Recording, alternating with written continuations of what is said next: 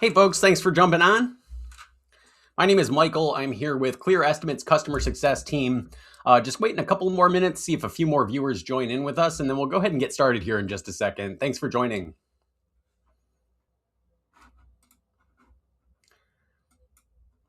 While we're waiting here, there should be a chat feature over on the right side of your screen.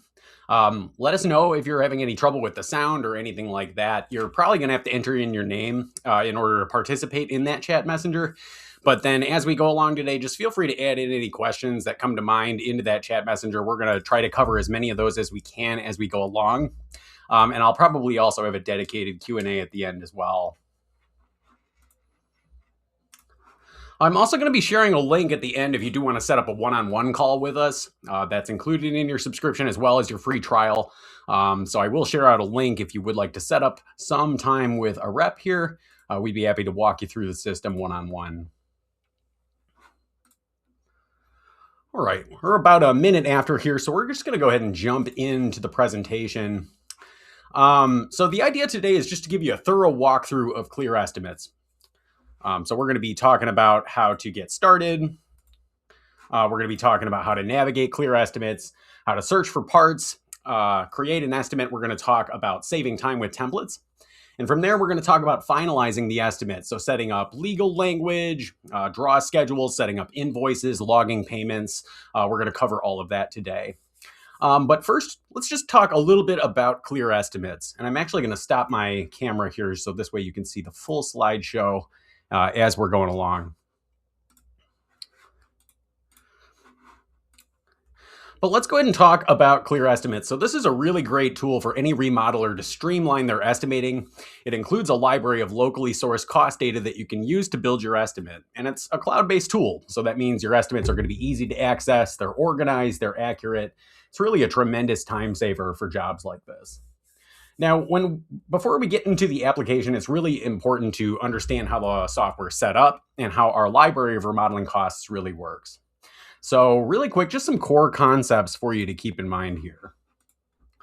So the first thing I'd like to mention here is that Clear Estimates library is made up of what are called parts.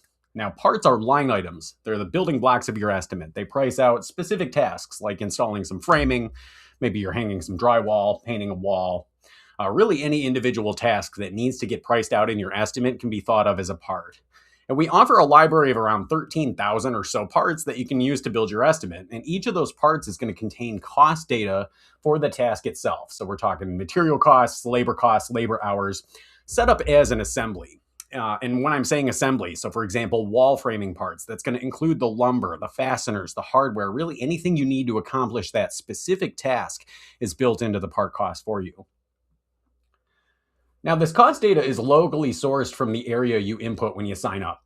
We survey a wide variety of suppliers to come up with average unit costs for each area. And these don't come from any one specific supplier. It's really more of an average seen across all suppliers.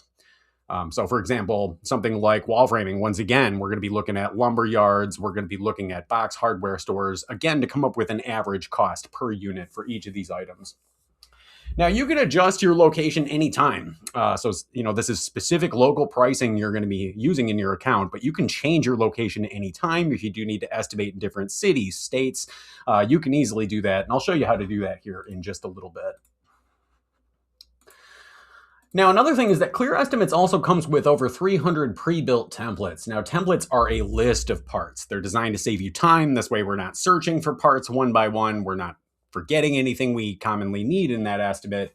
The templates are going to already have those lists of parts defined for you, so you can add them all in bulk at once to your estimate. This way, we're not forgetting anything, and you're not searching for parts one by one, like I said. But you do want to think about templates as a starting point. They're designed to get you 80 or 90% of the way through with your estimate, and then you'll be able to fine-tune them for your exact job scope. And estimates and Clear Estimates can really be built up using a combination of parts and templates. Now, once you build your estimate, it's going to generate a proposal for you automatically.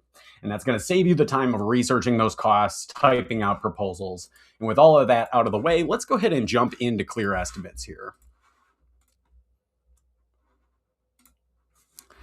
So I'm going to go ahead and jump into the application here, and this is exactly what you'll be seeing when you log in for the first time. If it's your very first login, you'll see something that looks exactly like this. And this is the home page, and it's kind of your dashboard for recent estimates you've worked on. Now, like I said, if you've just signed up, you'll be probably seeing something that looks just like this, just a bunch of sample estimates. So there is sample projects already kind of built in when you sign up. And then as you create projects, like I said, your 5 most recent projects you've edited in any way can be found here. You can also use this search bar here on the homepage to search a customer or a project by name. You're going to be able to do that here. This is also where we can set up a new project. So you'll see a new project button right over here. And then on the right side, you're going to see a quick crash course on Clear Estimates. So just a quick tutorial that kind of walks you through the system. So like I said, here on the homepage, we can start a new project really quick. I do want to just give you kind of an overall tour of the layout of Clear Estimates, just so you can see what everything is, where everything is, and what everything does. So we're right here on the homepage, and you can see that there's a series of buttons here in the nav at the top of the software to navigate to different pages. And right now we're on the home page right here. So like I said, this is where you sign in. But I'm going to go ahead and just tell you what everything else does. Now, you might notice that each of your estimates has both a project title and an associated customer. Now, each customer, you can always click their name here, and it would take you into a profile that exists here in this customers tool. And this is where you'd find your whole backlog of customers and estimates. Now, this is a brand new account, so I still just have the sample customer. But this is how it'll show up. You'll have a list of customers here, and you'll be able to see them by name. You can search them by name here. When you click their project type, or when you click their customer name, it's going to open up this profile where you can see all of their details and all of the associated projects. So these are all the different projects for this specific customer. And as you add more customers, you'd have a whole list of customers you could look through and find all of their projects here. And like I said, back on the homepage, you will have just kind of a shortcut search button or a search bar here if you wanted to search by name, customer name, project title, whatever. Now, the projects page, we're going to spend a lot of time there today. The projects page is where we actually build up the estimate. It's also where we're going to manage the project while it's underway, generate the proposal, email out the proposal. All of that takes place on projects. So we'll spend a lot of time there this afternoon. The reports tool, this is where you're going to be able to export different styles of proposals. This is also where you can set up invoices, contract language, and like I said, export different report styles right here in the reports tool. Now, in the tools dropdown, this is all of your kind of admin pages, right? So this is where you can kind of manage the defaults for your account. So in the tools dropdown, this is never where we're building an estimate. It's just where we're kind of managing our settings for the account. So the part library is where you can manage the source of truth for all of the parts in your database. So that's where you're going to see kind of the default settings for those parts, and you can make changes to parts on a permanent basis from the part library. This is also where you could, on a permanent basis, add new custom parts into your library that are always available for future use. So that all takes place in part library. Template libraries where you can adjust settings for templates. This isn't where you're going to build an estimate, but it is where you can kind of adjust the default settings for templates. If you wanted to customize any of our templates on a permanent basis, you could do that in the template library. So for example, you could take one of our templates, make a copy of it, change some parts around, make it your own, and have your own unique copy. So that's something you could do in the template library there. Update pricing location. This is, like I was saying in the beginning, if you ever wanted to update your pricing to a different location. So when I go into tools, update pricing location, we can see what pricing I'm currently using. We can see that I'm set up in Ann Arbor, Michigan. We can see that because this active column, you see a gray check right here for Ann Arbor. So that means this is the pricing we're using. So it's just like a little gray check. And it lets you know that that's active. That's your active pricing. You'll see last updated date. And then if we wanted to add more locations to the list and refresh to a different location, we can go ahead and click add location. If I wanted to do something like add in Livonia to my list. And then if I wanted to sync with Livonia costs, now that it's in my list here, I can just go ahead and click the refresh button and then hit update. And that's going to sync my library pricing with Livonia. So if you're estimating in different cities or states, you can always come in here to refresh your pricing to a different market. And the options tool down here at the bottom, and again, we're in this tools dropdown, just kind of going through all of these different pages. The options tool, this is where you're going to find a lot of your account related settings. So this is going to be things like report settings, your company information. This is also where you're going to be able to edit labor rates on a permanent basis. This is also where you're going to manage things like integration and subscription settings. All of that takes place in options. Support dropdown, this is where you can find our help center. There's going to be a lot of tutorials and videos in here that kind of walk you through really every aspect of the software. We have support guides that cover those topics. This is also where you can find past webinars, member perks, register for the next live training webinar. There is a feature request tool where you can add and vote on feature requests. In this What's New dropdown, or I'm sorry, this What's New page here, this is just going to be news. So any updates, anytime we do an update to the features in the software, or if we do a price update, you'll see news about that here. So we just released Q1 pricing today, in fact, for 2026. This bell dropdown, this is all going to be notifications about events in your account, such as if your customer opened an email, if an email was delivered, you'll be able to see all of those here as you send those out. And then your email, this is where you can manage your subscription settings, change your password. You can also upgrade to Pro here as well. All right, so that covers just the kind of a quick tour of the layout of Clear Estimates here for you. And I'm going to head back to the home page. And at this point in time, let's start talking about setting up a project. So I'm going to go ahead and do that now. So once again, I'm here on home, and I'm going to go ahead and click New Project right here. Now, when I click New Project, it's going to pull up this window where it's just going to ask for some details about my customer. So first name, last name, email, project title, and description. So the email is required because it's going to use this email address to send your proposal to your client later. But for today, I'm just going to set up kind of a dummy customer. We'll just call this John Homeowner. We'll just say John at homeowner.com, just kind of a fake dummy email for him. And we'll just call this 100 square foot bedroom remodel. In this project description field, it's just an opportunity for you to add in a little more detail about the project. So if I wanted to say something like 100 square foot bedroom remodel, laminate flooring, or something like this, really any kind of extra description you want, you can add there. So now I'm going to go ahead and click continue. And the first thing it's going to ask is, will this project contain multiple components? So that's an interesting question. What does that mean? So in Clear Estimates, components are an organizational feature. They're used to organize the estimate by room or by phase of the job. So this way you could have, especially if you're doing, let's say, a full home remodel, maybe you want each bedroom to have a subtotal and have those line items organized by room. So you could have a situation where you've got kitchen subtotal, bathroom subtotal, bedroom 1, bedroom 2, bedroom 3 with a subtotal for each. So you can organize your estimates like that using components. Now I'm going to get into this later. You can always set these up later. So for right now, to keep things simple, I'm just going to say no, not right now. We're going to go ahead and click continue. And this is going to take us into our projects page. And like I said earlier, the projects page is where you spend most of your time in Clear Estimates. Since you do end up spending so much of your time on this page, I do just want to quickly just go through this whole page, tell you what everything is and what everything does, and then we'll start to get into the estimating process here. Perfect. So you can see we're here on the projects page, and keep in mind, you can always see which project you currently have open. It's going to be in bold text right up here. And regardless of where you're at in the software, you'll see which project is currently open. And in this case, it's our 100 square foot bedroom remodel we just set up. Now, just below that, you'll see this much larger project title here on the projects page. This is where you can actually edit the project title.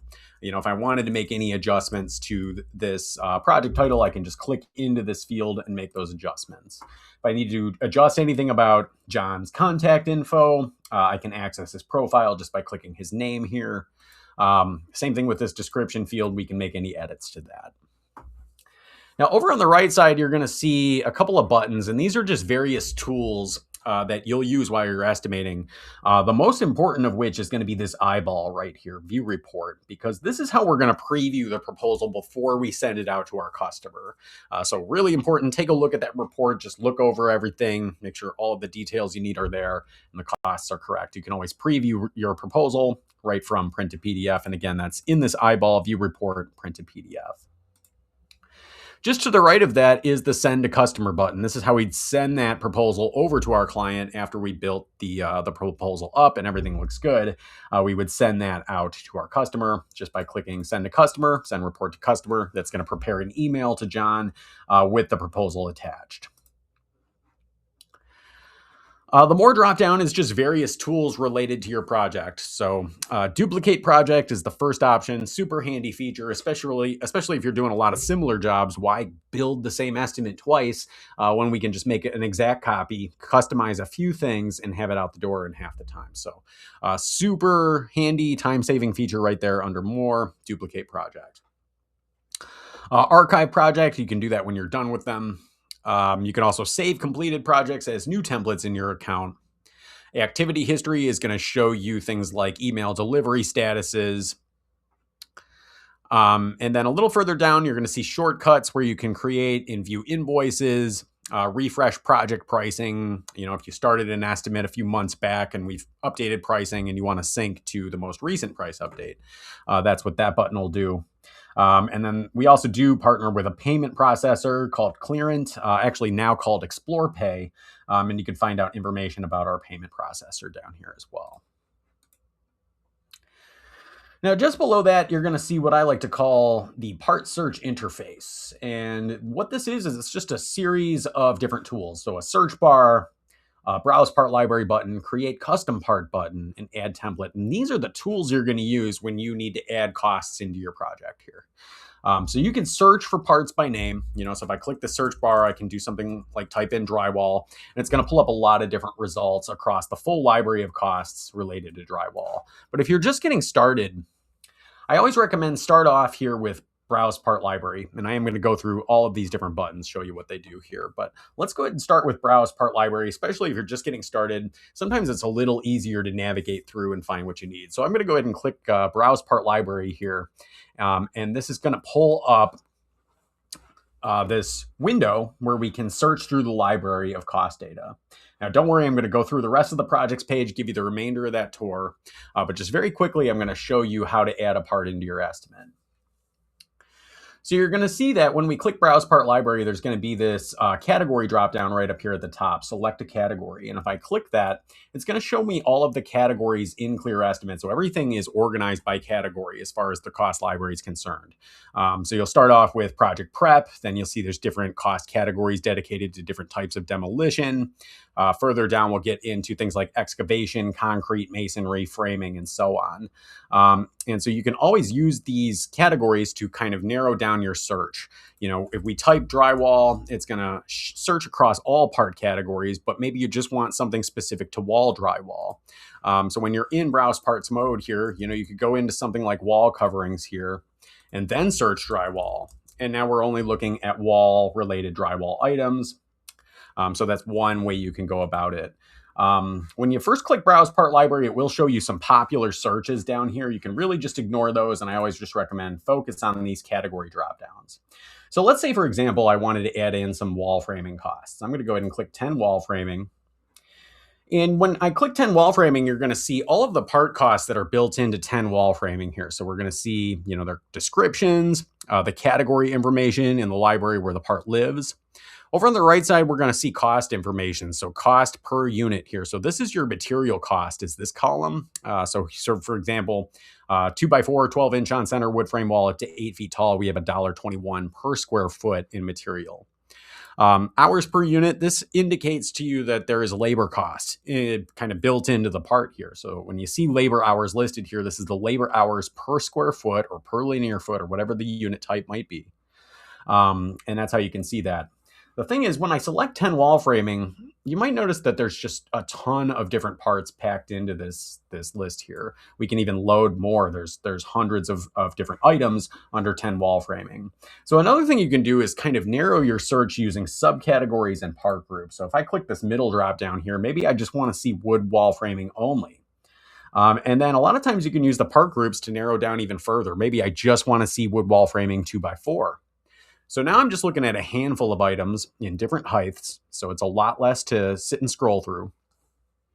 And then keep in mind, within any of these categories, subcategories, or part groups, you can always come back up here and use the search bar. So if I just wanted to see 8-inch only, I can type that in and it's going to surface those up here at the top for me. Or 8 foot only, excuse me. That'd be a pretty small wall, but 8 feet tall walls, I can sort this way. So I'm going to go ahead and grab one of these parts, and I'll show you how we can add in a cost into our estimate. So I'm going to go ahead and install 2x4 24-inch on-center wood frame wall up to 8 feet tall. I'm going to click that part with my mouse. Now, when we click a part with the mouse, it's going to pull up this preview where we can see everything that's going on with this part. And the first thing you might notice is this big blue quantity bar right up at the top. And this is how you're going to price out a part that you add into your project. Really, all Clear Estimates needs is going to be how much of everything you need. So really the quantities. So it's important to have your measurements, quantities kind of defined when you get started, but that allows us to very quickly estimate. So I have an 8 foot tall wall here.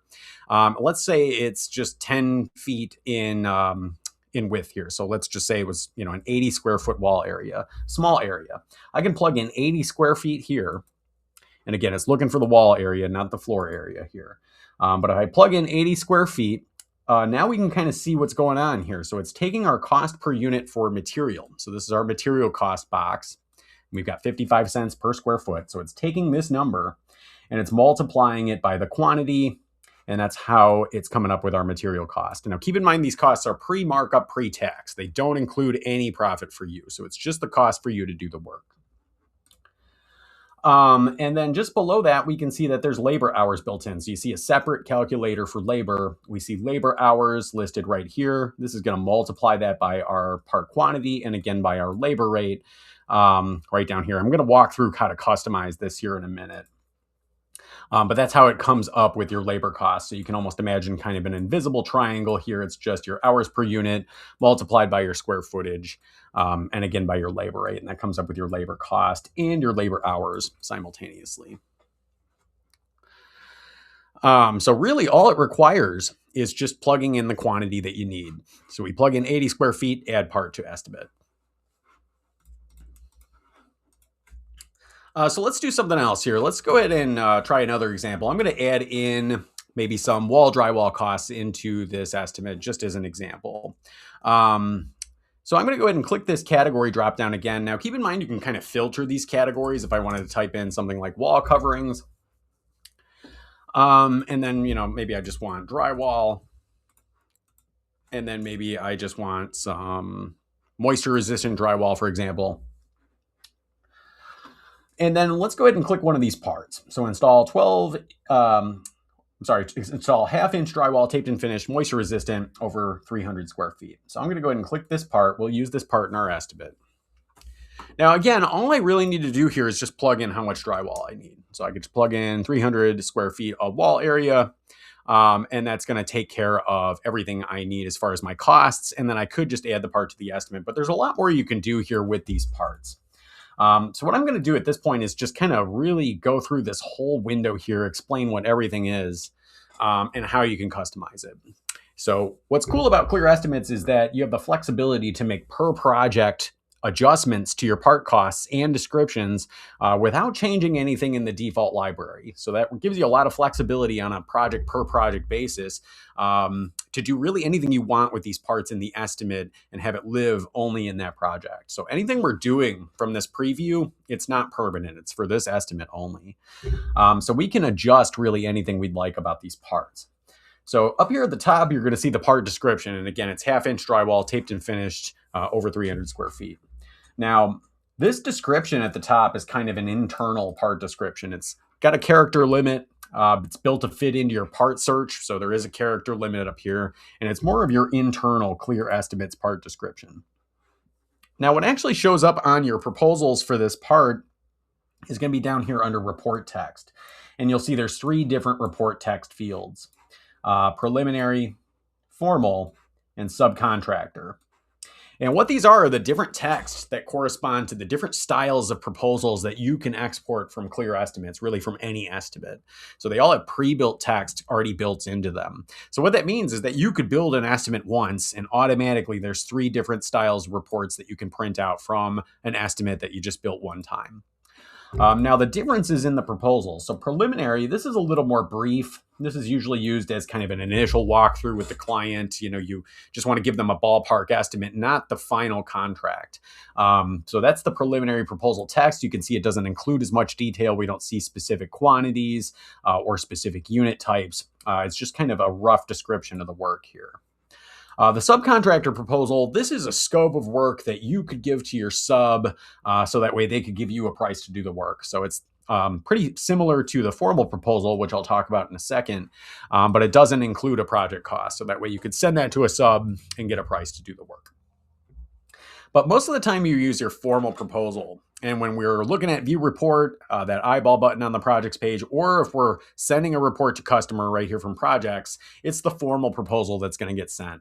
So most of the time you're going to be working with this document here, formal proposal. So if you needed to make any adjustments to the description of this part on your proposal, you would do that right down here under report text in the formal box.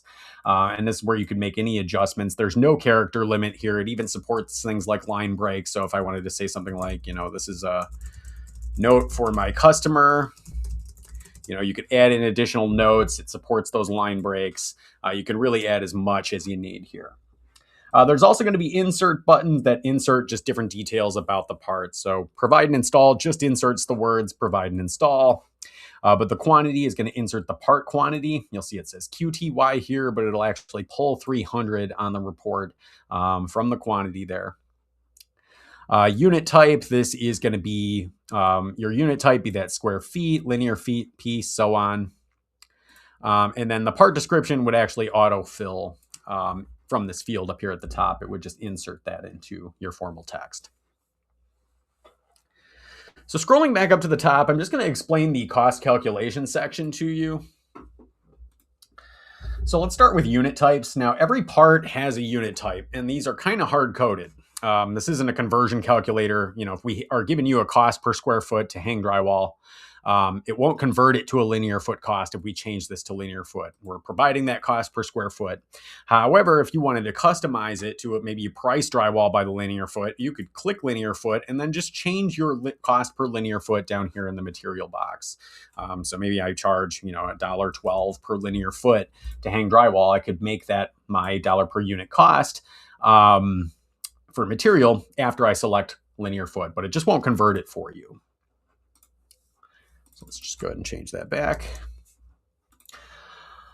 Square feet, common for things that, things like flooring, wall area. A lot of those parts are going to be, those are going to use square feet.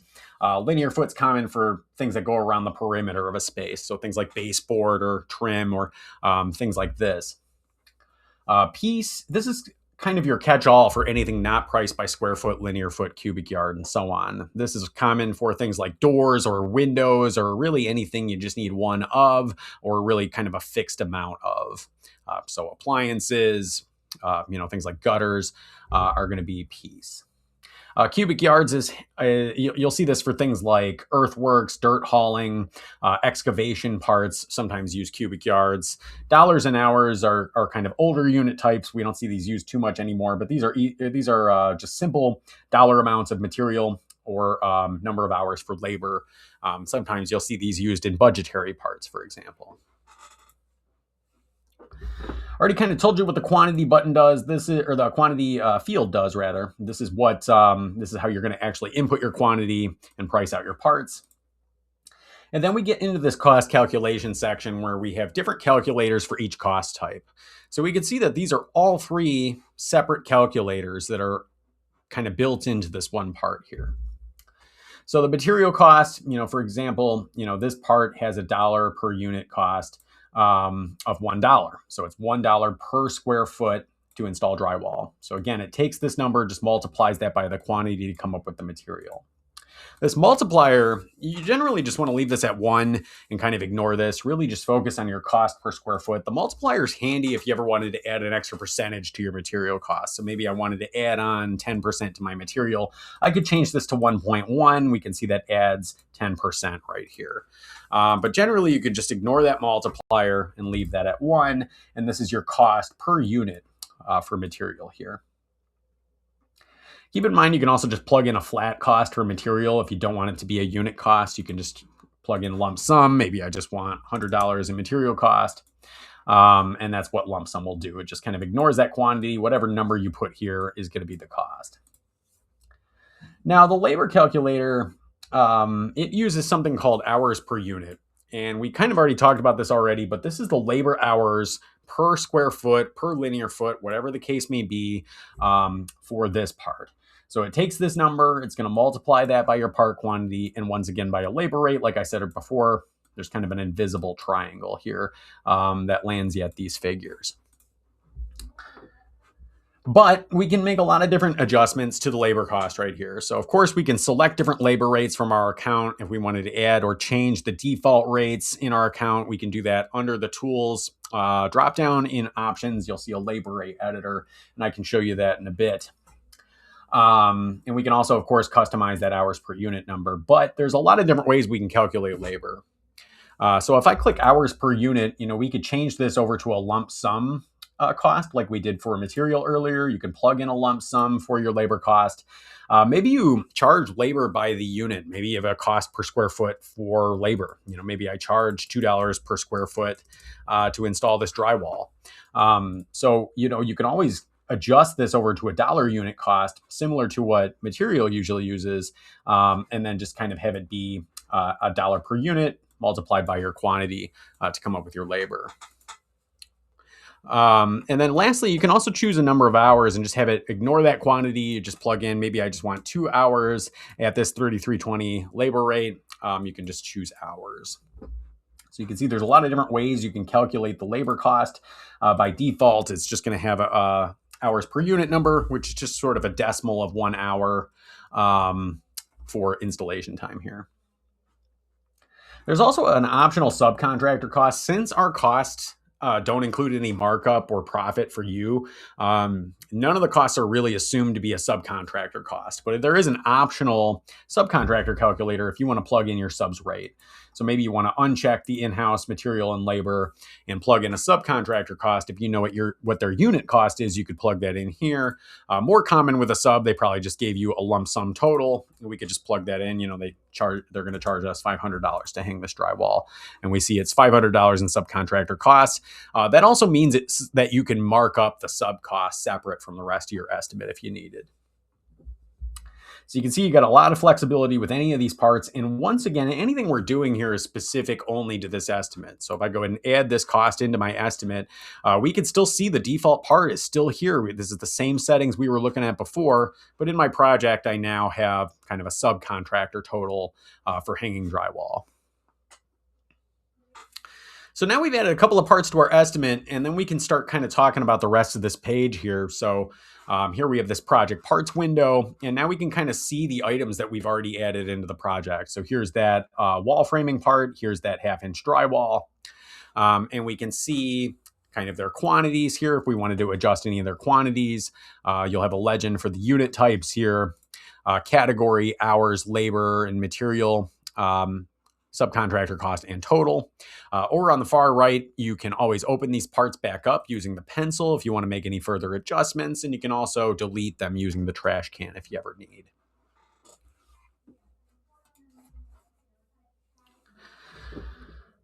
So now that we've added some costs into our project here, if we scroll down just a little bit, we can now actually kind of take a look at the cost information here. So here in the total, we can see the actual cost of the parts we've added so far before markup. So this is just the cost to us.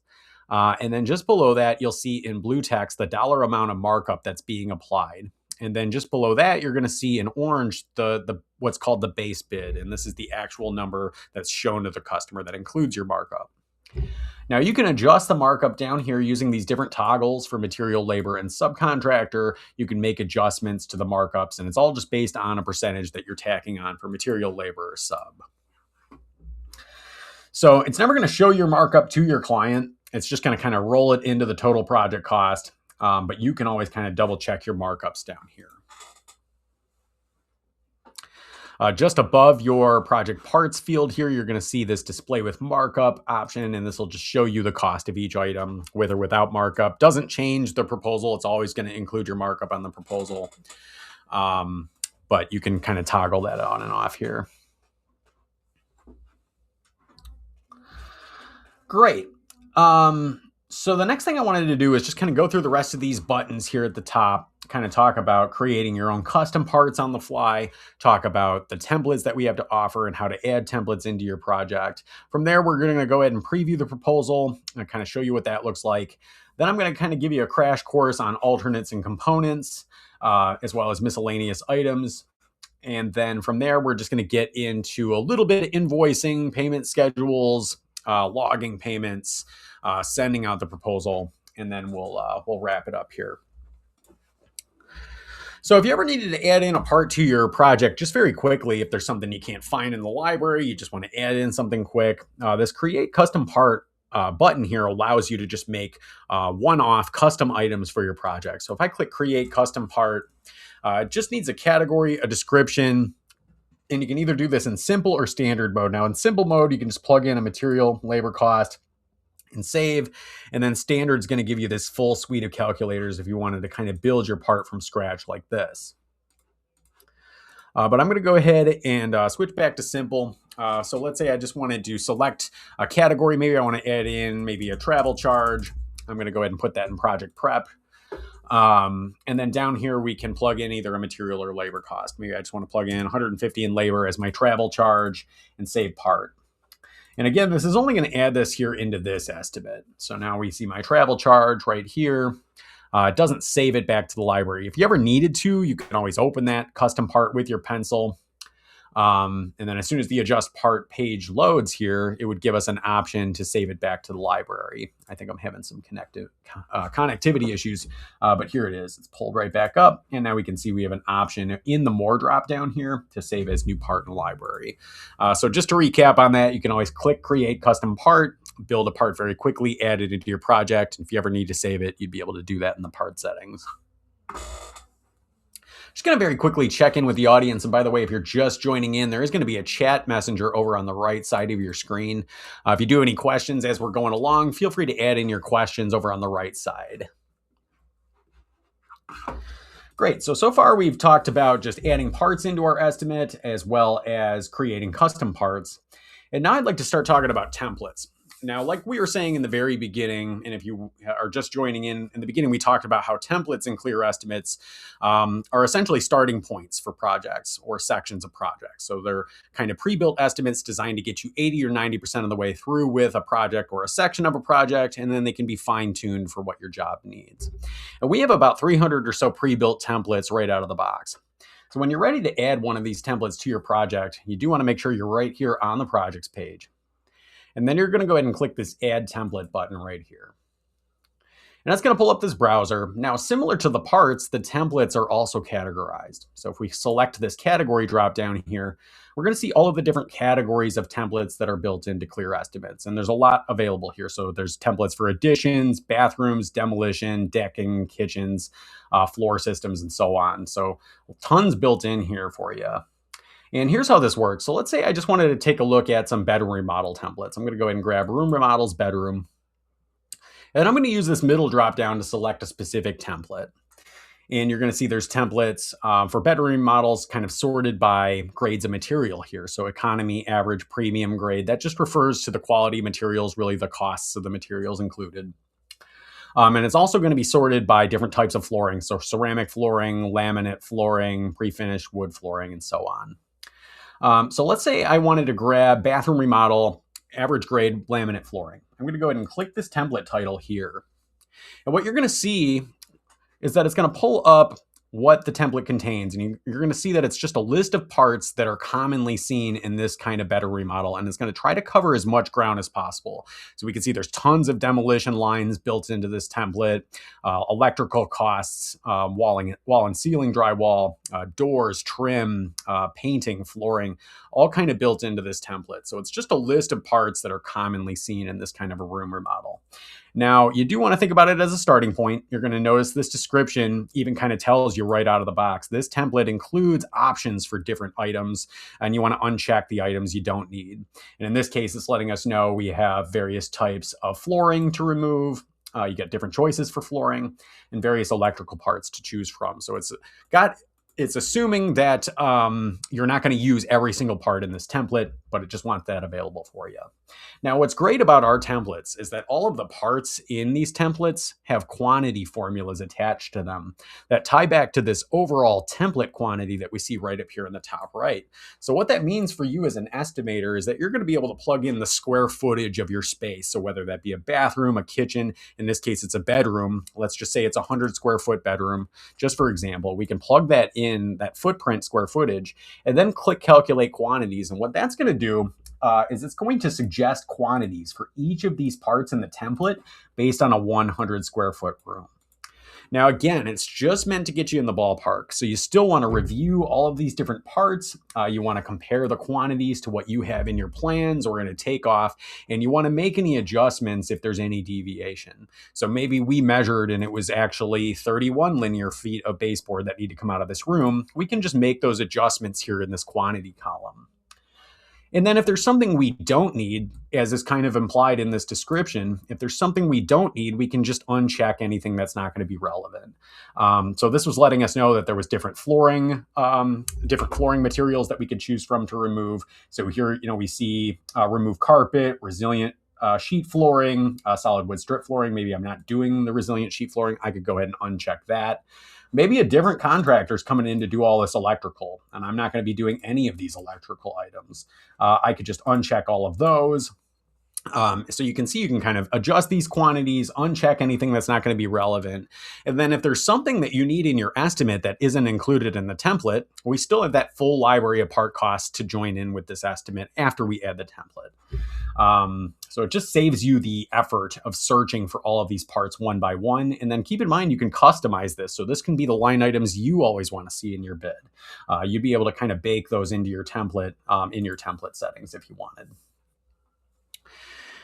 Now, if I scroll down, we have different choices in terms of where to add the template. We can add it just to the main project. We can add it as an alternate. I haven't explained these yet, but this is used for change orders, also for showing options on your proposal. A component, like I said in the beginning, is just if you wanted this organized specifically by room or by phase. Maybe I just want a section of the estimate just for the bedroom with a subtotal. We could add it as a component. I'm going to go over all of that in a second.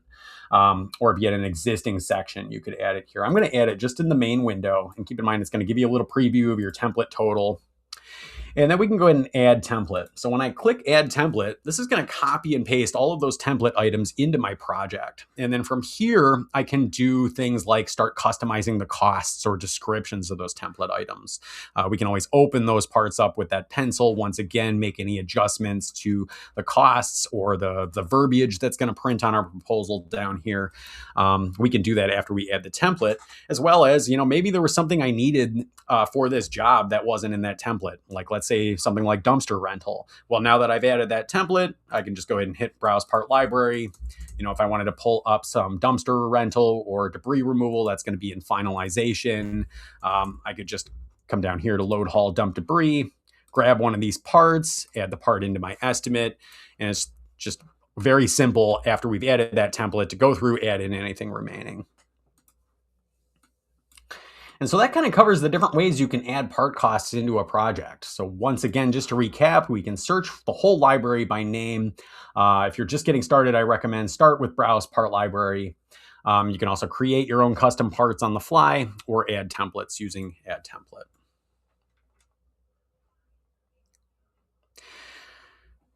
Now, before we start getting into alternates components, one thing I did want to do very quickly is just cover down here at the bottom miscellaneous items. This is how you'd account for things like sales tax, discounts, any extra percentage you want to add into your project.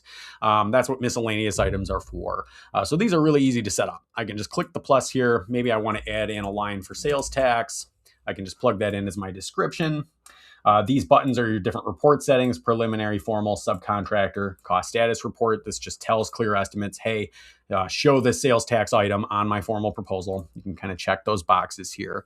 And then over on the right side, we can set this up either as a flat dollar amount or as a percentage of the project cost. So I'm going to go ahead and select percentage. Maybe I just want to add in a 6% sales tax. And then we'd have choices in terms of where to calculate that from. So I'm going to leave it at the actual total before markup. If for any reason you wanted to, you could calculate it from the base bid, which is your total after markup, or you could do it on any of the cost types, either with or without markup. So let's go ahead and save that sales tax line. I wanted to add that in just because I'm next going to kind of really quick preview the proposal just so we can see what's going on so far. And then after we look at the proposal, talk about customizing the proposal, I'm going to get into alternates, components, invoices. Okay, so once again, when we want to preview the proposal, we're going to hit this eyeball view report and we're going to hit print to PDF. This is going to pull up the document that we're going to be able to email to our client from the project once we're all set. And so here it is. Here's my formal proposal. You can see I've already added in my company logo. If you haven't added it, it probably says something about Clear Estimates up here. You can change that in your options tool, and I'll show you that in a bit. And we can see that I've got my submitted to and submitted by. This is my customer's details as well as my company info. So this is customizing your options tool. My customer, I haven't added in an address or a phone, but I'll show you how to do that here. Just make this header look a little more professional. Just below that is a paragraph of legal language I've plugged in for all my estimates. You'll probably see kind of an example, general conditions here if you're looking at the proposal for the first time. In a second, I'll show you where to customize that as well. And then we start to get into the project contents. So we can see we didn't look up any of these costs. We didn't type any of this out. Clear Estimates just automatically populates a professional sentence of text that explains the scope of work to the client in language they can understand. You can see it's organized by cost type. And then we have a subtotal down here at the bottom. Then we have my project cost, sales tax itemized, and then the total cost after sales tax here. Down at the very bottom, there's going to be a signature line where they can sign the agreement. So, if I wanted to add in John's contact info, just keep in mind that I can do that just by coming back into Clear Estimates. I'll click his name here. That's going to take me into his profile. If I wanted to add in his street address, city, state, zip to appear at the top of the document, I can do that here. Same thing with phone and email. If I wanted to plug in his phone number so it prints on that proposal header, you can do that. Also, if you're working with, let's say there's a client who resides at a different address than where the job's actually going to be, you can add in client addresses or additional phones or emails here. Just make sure to save changes after anything you do in there. And that would update that header on that proposal. As far as that contract verbiage that we saw up at the top of the report, and let me just go ahead and pull that up again so you know what I'm referring to. This is going to be the legal language that appears either at the top or at the bottom of the document. In this case, mine's right up here in the intro. The way you're going to customize that verbiage is going to be right here in the reports tool. We haven't spent much time here in reports, but if I click that, that's going to take me right to the boilerplate tab. And boilerplate is just another word for contract language, legalese, any kind of agreement you always want included on every estimate can be thought of as boilerplate. And that's going to be this verbiage we're seeing up here at the top of the document. So the way we customize that is in our boilerplate tab, we can scroll down on the very bottom left. You're going to see this gray box, boilerplate information. And when you first sign up, this is all just different examples. So like this was a pretty new account. These are all just samples. These aren't real contracts. They're not vetted by any legal body. It's just to show you kind of what your contract language could look like. But as you can see, you can have a couple of different contracts saved in your account that you could pick and choose from.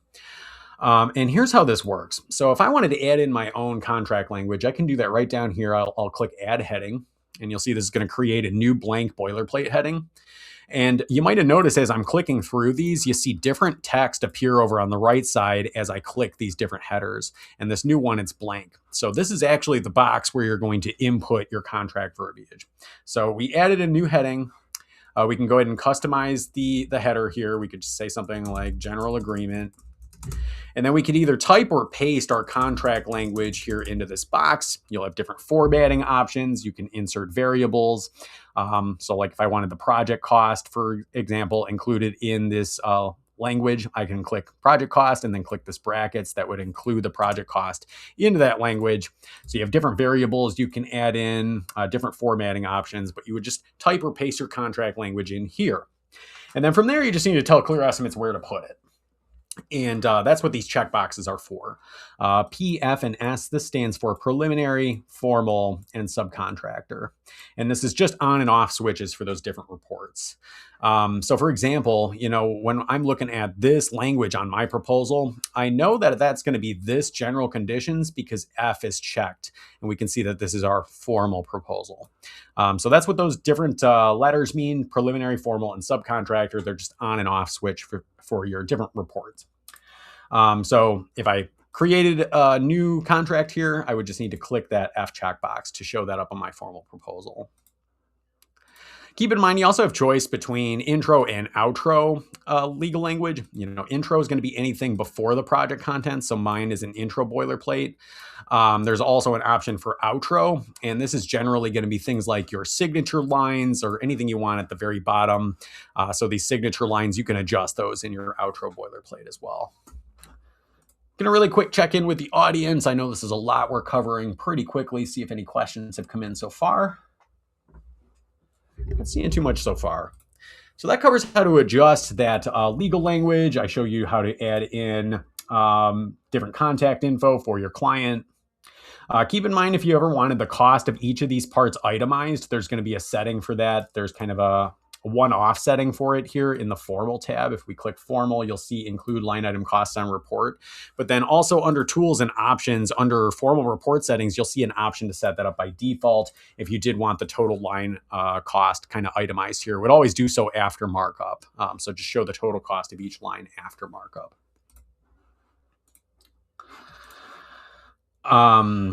And then anything remaining, yeah, like I said, this signature line down at the bottom, that's just an outro boilerplate for you. Okay, so now I'm going to head back to the project. And let's say we were all set to go with this particular estimate and we wanted to send that off. Once again, you could do that from send to customer, send report to customer. This is just going to prepare an email with that proposal as a PDF attachment, and then you could send that off to your client. If you want to send yourself a copy, there'll be an option to do that as well. All right, so now let's kind of get into some of these extra features here that we didn't really cover. So components, like we talked about in the beginning, are a way you can set up multiple room or multiple phase estimates. So this is how you can have, say, bedroom 1 subtotal, bedroom 2 subtotal, kitchen subtotal, bath subtotal, and have all those line items organized by section here. So here's how this works. If I click this plus, it's going to create a new blank section of the estimate. We can see we're still in this John Homeowner 100 square foot bedroom reno. But now we see we're in a brand new blank section of the project. And we can see it says new component right up here. So I could title it. So maybe I want an adjoining bath for my bedroom. I can just say, whatever I want this section called, I can title it up here. You can also add kind of a sub description if you needed. You can always tell you're in a component because it'll kind of have component highlighted in blue up here. If we need to exit our component, go back to the main estimate, we can do that from back to main project. But beyond that, you'll see it's the same exact tools that you have for adding parts and templates into the main estimate. And we can do that right here in the component. So let's say I just wanted to add in a bath. Just for the sake of time, add in a bathroom template just very quickly. We'll just say bathroom new, open wall, ceiling below. Plug in a square footage. Maybe it's just like a little 60 square footer and calculate. Of course, in real life, we'd want to review these parts, adjust any quantities, uncheck anything we don't need. For the sake of time, I'm just going to go ahead and add this in kind of as is. And then what we can do is we can go back to main project now. Now, what you're going to notice, the first thing you're going to notice when I go back to the main estimate is now there's going to be all of those same parts we had added in the beginning, but now there's a bunch more parts, and you might notice that there's these codes next to them, C00. And what this is it lets you know that these parts are actually in a component. So we can see that C00 is my adjoining bath component. We can see that right here, C00. So that lets you know that those parts are in a component. Why that's important is because the main project is going to show you the full project details across every component, every section here, whether it's in the main estimate or if it's in bedroom 1, bedroom 2, bath, whatever the case may be. It's going to show us the full project contents right up here. So it can get really easy to get confused. You might have thought you added something twice because you see it in the main estimate, but it's actually still that same component part. So if you're working on a multiple room, maybe full home estimate, and you're separating everything by components, I always recommend the way you should do your estimating, come down to the components list and just open up these components one by one. This way we're only looking at adjoined bath parts. We're only looking at bedroom 1 parts, bedroom 2 parts. It just keeps us a little more organized because once again, on this main projects page, we're going to see the full project details, and you can kind of sort them by component here as well. So I'll show you what that does on the proposal just so you can get an idea. I'm going to go ahead and view report, print a PDF one more time. That's going to pull up a new version of the proposal that should include that bathroom estimate I just plugged in. Great. And so here's that same proposal once again, only we're seeing it starting off here with C00, adjoining bath. And then we're seeing all the line items specific to the bath. And then we've got a subtotal for the bath. And then we've got just the rest of the project contents, the bedroom remodel portion that was just added to the main project, which is always called general project contents in our system. We can see a subtotal for those items as well. So you can imagine you could have maybe nothing in the main project. The whole project is built up with different components with a subtotal for each, and then they would have these different headers. You can also hide this component code if you don't want that shown and just have it say something like adjoining bath. What's cool about that, though, is let's say, you set up an estimate. Maybe it's a multiple phase estimate with a whole bunch of different rooms, bedrooms, baths, kitchens, and you want to use one of those sections in a future estimate. You can actually go into these components. You can go more, duplicate component. And let's just say I wanted to copy this adjoining bath to a different project. You could do it either as a project or as a section of a different project. I could copy it as a component, select a customer project, and make those copies. So a lot of time-saving options kind of built in for you there. Okay. Now, alternates work very similarly. The big difference is components are a portion of your project. They're calculated into your base bid cost. Alternates are not. So they're used for creating change orders that are separate from the project cost, or if you wanted to show some options on the report, alternates will do that for you. So if I click the alternates plus right here, it's going to create a new alternate. I could do something like, say, premium bedroom option. You'll see it looks very similar to the component view. The only difference is it's got its own standalone report here. So let's go ahead and just add a template here just to show you an example of what that is. Let's say I just wanted to show them a premium option on the report. And just for the sake of time, I'll just use one of these templates as is. I do recommend you look through these items, customize quantities, descriptions, whatever you need to do. Great. So now we've got an alternate in the project for a premium bedroom option. Now this cost here, this $6,766, it stands alone by itself in my alternates. It's not going to figure that into my project cost yet. So it's kind of its own separate section, and then we can see that total cost here. Now, what this will do on the proposal, if I go view report, print to PDF, so it kind of does two things. It can either show some options on the proposal, or we can create a change order document. So let's say, we scroll down here to the bottom. We should now see an alternate, and here's my premium bedroom option. Here's the total cost after markup. That's not figured into my project cost. If I wanted to show the line items here, I could do that too. There's a setting for that in your options. But this is just showing some options on the proposal here for them. And then on top of that, it also has its own kind of document that you can use as a change order document if you go view report, print to PDF. Now, let's say they went ahead and accepted that change, or they wanted to go forward with one of those options, and you're probably wondering, well, how do I figure that then into the project cost? Just like this, you just click component, that converts it to a component. Now it's going to get totaled into the project, go back to the main estimate. We can see now that that change was listed before as an alternate. Now it's included with my component list. So you can kind of toggle alternates and components back and forth.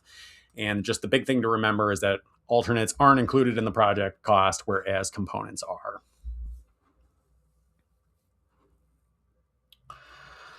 All right, so let's say we went ahead and we sent out this proposal, and they said, okay, let's go ahead and go forward with this estimate, and we want to go ahead and start invoicing them. So there is built-in invoicing tools. We can do that from More and create an invoice. What I might recommend you look at first, there is a way you can build in payment schedules into your proposal that'll actually show up on the proposal. So this way, your client is seeing all of the details of the job. They're seeing the full job scope, all of the descriptions of work, the total cost, and then they're also seeing the payment terms outlined on that report, which means that when they're signing off on your proposal, they're also agreeing to your payment terms, and then we can invoice on them. And that's the assumption in Clear Estimates. Invoices really just request payment on your payment terms, whereas that proposal includes all of the actual job details. But if we wanted to set up a payment schedule to include on one of those, this is how we would do that. We can go into Tools and then Options. And by the way, this is also where you can adjust your company logo, company details. Any of this info can be adjusted here. And your labor rate editor, like I said in the beginning, if you ever wanted to customize your labor rates on a permanent basis, you can do that here in the labor rate editor. This will automatically translate to all of the parts in your account. But in this case, I'm looking for payment schedule editor right here. And this is how you can create a new default schedule that'll live in your account. Now you'll see that we have a bunch of template schedules kind of already built in out of the box, kitchen remodel payment schedule. You can kind of see what these look like here. But I'm just going to give you a quick payment schedule crash course. Then we'll talk about invoicing, logging payments, and then I think that'll be about the time to call it a day. But let's go ahead and click new schedule here. And I'm just going to give you a kind of a quick crash course on creating a payment schedule. So when I click new schedule, it's just going to start us off fresh, blank slate here. First thing you want to do is title this. So I'm just going to call this bedroom remodel January payment schedule, just so I can have a unique title for it that I can find easily. If you want to make these default, one of your schedules default for your projects, so it's always included, there is an option there. Now, you might be tempted to click into this description box here and start typing, but actually you can just leave that blank.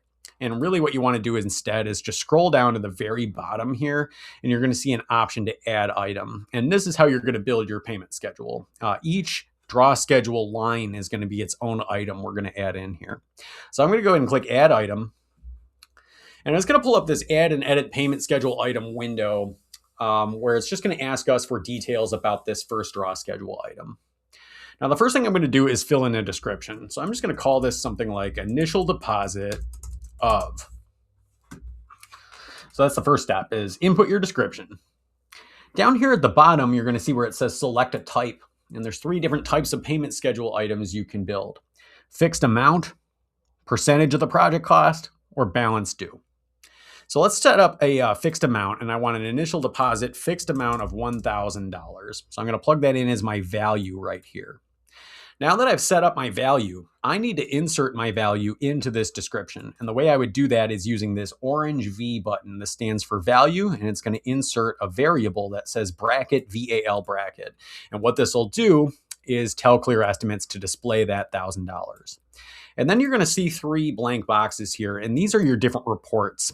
And so what this is the verbiage for the same schedule item across different reports, because they can be variable. In my case, I'm going to make them all the same. So I'm just going to click these 3 Ds. This is going to insert this description from the top, which already includes my value. It's just going to quickly load that in there. And this is how I recommend your payment schedule items look, where you have a description and bracket, VAL bracket, for each of these different reports. And then we're going to go ahead and click save. So let's do this again. I'm going to add in a second item. I'm going to add item again. Let's call this a 2-week check-in payment of I'm going to select that type drop down one more time, and I'm going to grab percentage of. And let's just say, just for example, I want 50% of the project cost due 2 weeks in. Probably not very standard, but just for the sake of this example. So I'm going to plug in 50% here. I'm going to then click back up into my description, insert my value, hit my 3Ds again. So once again, now we've got my description and the value for each of these. And then we're going to go ahead and click save. And again, that's going to be 50% of the project cost right there. Let's do one more item. I'm going to click add item one more time. I'm going to call this one remaining balance due of. Then I'm going to use my type dropdown one more time. I'm going to hit balance due. You won't need to do anything with the value down here, but I do recommend just hit your orange V, DDD. This way we've got remaining balance due of, and it's going to show the remaining balance. So it'll calculate those automatically from your project. Now what I've done is I've set up a template that I could reuse on many projects. You'll see I didn't insert any due dates or anything like that. It's kind of very general. That way I can reuse this over and over. But the last step here, after we've added all 3 of our items, all 5, all 10 of our items, whatever the case may be, we want to make sure we click save down here at the bottom right, because this is going to save the schedule overall. So very important step. Just make sure you click that blue save down there. Great. So if I wanted to apply this payment schedule to my project, I can do that in reports. And then I can go into any of the proposal tabs. Doesn't matter which one you choose here. I'll just go into formal, and then we'll see there's this payment schedule drop down here. And then we see right up here at the top, bedroom remodel payment schedule. So I'm going to go ahead and grab that. Now, if I ever wanted to make project-specific edits to that payment schedule, I can do that from the schedule editor that's here in reports. So this is how you can actually make project-specific edits to these schedule items. So let's say I wanted some due dates listed here on my formal proposal. I could, say something like, due Jan 10. We could do even kind of like this sort of format, whatever works best for you. You could actually insert these here. And this it doesn't affect the default schedule. It's just going to save it for this estimate. So I could plug in some due dates for all of these different schedule items.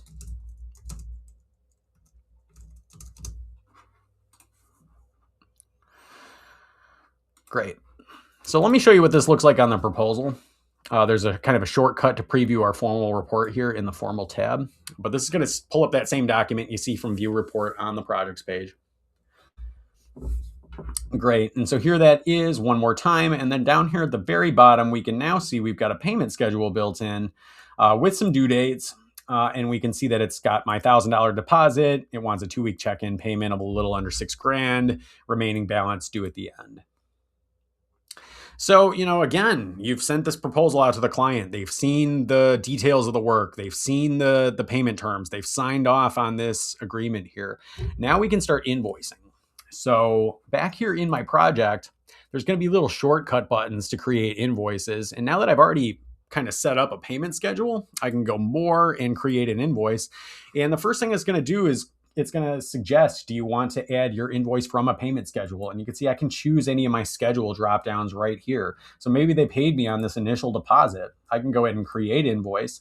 Keep in mind, you can also do this from components or alternates or by plugging in a manual amount. In this case, I'm just going to invoice from my payment schedule. And we'll go ahead and create invoice right here. Keep in mind, there's always going to be details about the project here. If you need to plug in a manual quantity, you'll have all of this reference info. But once again, we're going to just do this based on this initial deposit. So let's create invoice. What this is it's an electronic invoice. This is a link you could text or email. And then if we click this little button here, it'll actually open it for us so we can preview it. And this is what it looks like. So this is the invoice. You can see that it's just a request for this deposit. It's a kind of just listing the amount, and we see status is unpaid here. So what we could do at that point, and keep in mind where you manage all of your invoices, if you click more, you can go view invoices. This will show you all of the invoices for this specific estimate. And we can see that initial deposit I've already created.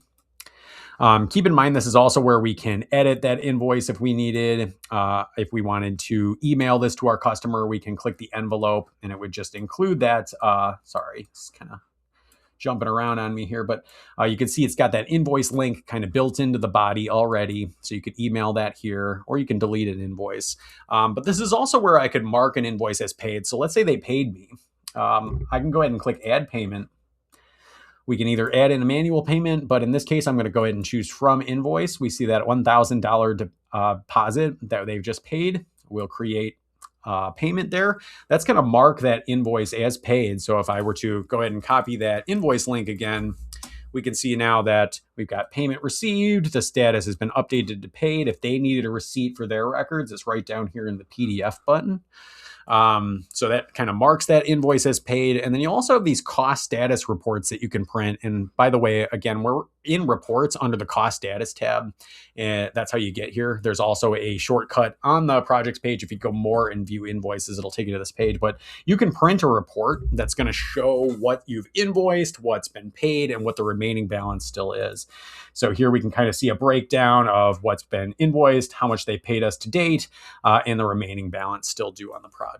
So these are great documents. You can save these for yourself, or if you wanted to send these to a customer for any reason, you can do that here as well. All right. And I think that about covers most of the process. The only thing I really didn't get into is just kind of explaining all of these different settings that you're going to find here in options. So once again, I kind of briefly touched on in your company info, this is where you can change your company name, adjust your logo settings, adjust any of your company info. This labor rate editor, once again, is where we can adjust the default rates for all of these different parts in our account. If you're going to be in here in the labor rate editor making any changes, just make sure not to delete any of these rates because these are all tied back to the different parts that are in your library. So instead, I just recommend, you can click into this rate column and make adjustments. So, if I wanted all of these rates to be 30 an hour, I can just kind of click into this rate column and make that adjustment here and then save changes. That way it just updates all of those different parts, which are kind of associated with all these rates. Now, up at the top, you'll see suggested labor rates. What happens when we update labor rates, which we actually did today, in fact, for 2026. These will be new suggested labor rates for 26 here. What we do is we'll just show you new suggested rates. A lot of times contractors have their own proprietary rates. We're not going to go into your account and change your labor rates. Material costs will get updated automatically. We don't want to, if you've got your own proprietary rates, we're not going to erase those. So if you want to update to different labor rates to match this year's suggested rates, you can just kind of reference these here at the top. If I wanted to update to my suggested trucker rate, I can just paste that in here and call it a day. So you always see your suggested rates for your current market that you're using up here at the top. Once again, if you ever needed to change locations, you can do that in Tools, Update Pricing Location there. By the way, you can also add new labor rates here if you want. You can just add new record. It just requires a letter, a title, and a number. Once again, just make sure to save any changes there. Payment schedule editor, we already kind of went through. And then there's different report settings. So if I go into report settings general, if I wanted to do any changes to the font or the color or the size of the text that we see on our proposals, this is where we can do that. Just make sure you click save after any changes you make here. There's also going to be specific settings pages for each of your different proposals. So if I go into formal proposal, for example, you're going to see different options related to components. If I wanted to hide the line items in a component, so it just has a description, a subtotal, I could do that. If I wanted to itemize the estimate by default, there'll be an option for that. We do partner with Acorn Finance if you want to show some financing options on those proposals. You can also omit things like your company logo, the submitted to or by section. This is also where you can change the title of reports. So if I don't want that to say formal proposal, some clients want it to say formal estimate, you can kind of make these adjustments here. And there's settings pages for each of your different styles of reports. So for example, an invoice, if you wanted to change those invoice date terms that are kind of says how many days you have until payment are due. You can always adjust that here in the invoice note as well. And I should mention under preferences and miscellaneous, if you want to change your default markup or add in default tax items that are included on every project, you can do that here. Once again, just make sure to click save. This is also where we can manage integrations. If you do want to log into QuickBooks Online, if you prefer to invoice from QuickBooks, that just sends the total project cost to QuickBooks, so you can create your invoice there. If you do end up getting set up with our payment processor, and I should mention that the invoices can be payable. I forgot to mention this, but very important if you do want payable invoicing. We do partner with ExplorePay for that, and there's information about that here under reports and cost status. You'll see this get paid link. It'll give you information about ExplorePay, and that actually just makes it so there'll be a payment terminal built into your invoice so they can pay you, and then it would automatically log that as paid. So if you do get set up with our payment processor in the integrations tool, you'd be able to add in their Clearant API, and that'll give you a payment terminal. And then under your My Account, this is all of your different account management options if you did want to upgrade or anything like that. All right, so that about covers the process. I do want to quickly check in with the audience, see if any questions have come in, anything still outstanding here. And again, there should be a chat messenger on the right side of your screen that you can participate in if you plug in your name. But not seeing really anything coming in from the viewers here. So what I do want to do here is just quickly share out some resources for you as we wrap up here today. First of all, we provide one-on-one training. So if you'd like to schedule a one-on-one training session with me, feel free to do so. This QR code will take you right to my call schedule page. You can also just go to clearestimates.com/call schedule. And I'll go ahead and share this in the chat messenger as well. If you want a direct link to my calendar there, I've just sent that there in the chat. So those are free. It's included with your trial and your paid subscription. You can schedule as many of those as you need. Now, if you're just watching today because you're curious about how the software works, feel free to sign up for a 30-day free trial. It's the full version of Clear Estimates. There's no limitations. You get the live up-to-date database of costs, as well as all of those 13,000 parts. Everything you see in the paid subscription is available during the trial. This QR code will take you to our checkout page, or just go to clearestimates.com and start free trial. And if you have questions about the presentation, if you have suggestions for future topics we can cover in these webinars, or if you had any trouble with those QR codes or anything like that, and you need some of these links or resources, feel free to reach out. I can be reached at support@clearestimates.com. Also, while you're working in Clear Estimates, there's going to be a little blue chat button down here at the bottom right. If you do want to write in, send us a question. We're here 9 to 5 Eastern. I think I'm having some connectivity issues here because it's not loading my messenger. But typically this will be a chat messenger that you can actually send in a question if you need. I guess I should see what's going on with my connection here. But yeah, feel free to use that blue chat button. Write us in. We're available 9 to 5 Eastern time for live support. And if you do have any questions, we'd love to help out. So I do want to thank you guys so much for joining in on the presentation. Hopefully this was helpful for you. Like I said, feel free to reach out if you would like to set up some training, and we'll look forward to catching up with you next month.